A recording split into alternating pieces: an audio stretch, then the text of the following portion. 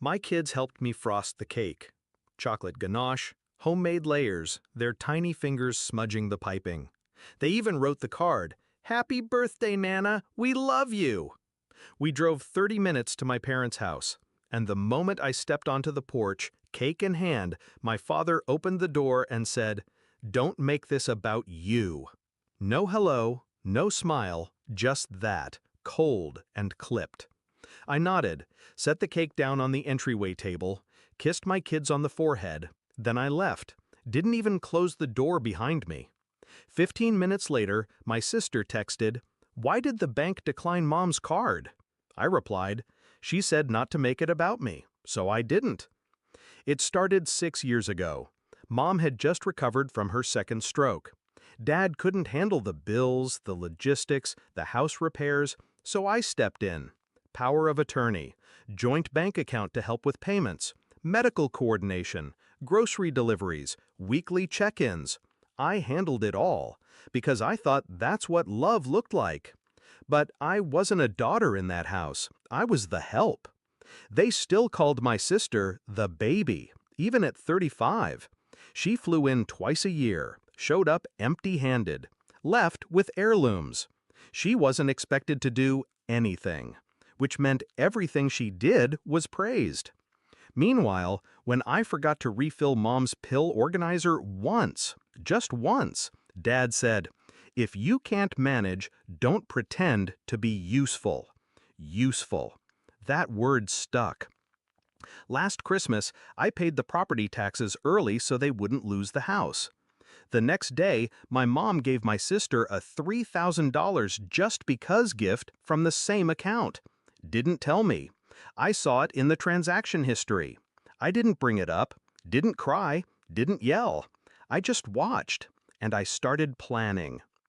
3 months before her birthday, I transferred control of the joint account back to her name. Quietly, I removed myself from access, sent certified letters, got signatures, paper trail, notarized. I closed the backup credit card that only I was funding. I stopped covering their utilities, the ones they never noticed I paid. I let the auto payments bounce. I gave them exactly what they asked for: space, independence, control. No noise, no drama, just absence. The day of her birthday, I knew the restaurant bill would be high. I'd called ahead weeks ago, reserved a table of 12, confirmed the preset menu. I made sure it wouldn't be cheap. They thought I'd be paying. That's why they invited me, not out of love, out of assumption. When Dad opened that door and dismissed me like a delivery person, I saw it clearly. I was never meant to be seen, just used. So I left. 15 minutes later, when her card declined at the restaurant, I knew it wasn't just money that vanished. It was convenience, access, control. My sister's second message came in all caps. "WTF did you do?" My reply? Exactly what they asked. 30 minutes after I got home, there was a knock. My father, red-faced, seething. He didn't say hello. He just growled, "You humiliated your mother." I stepped outside, closed the door behind me.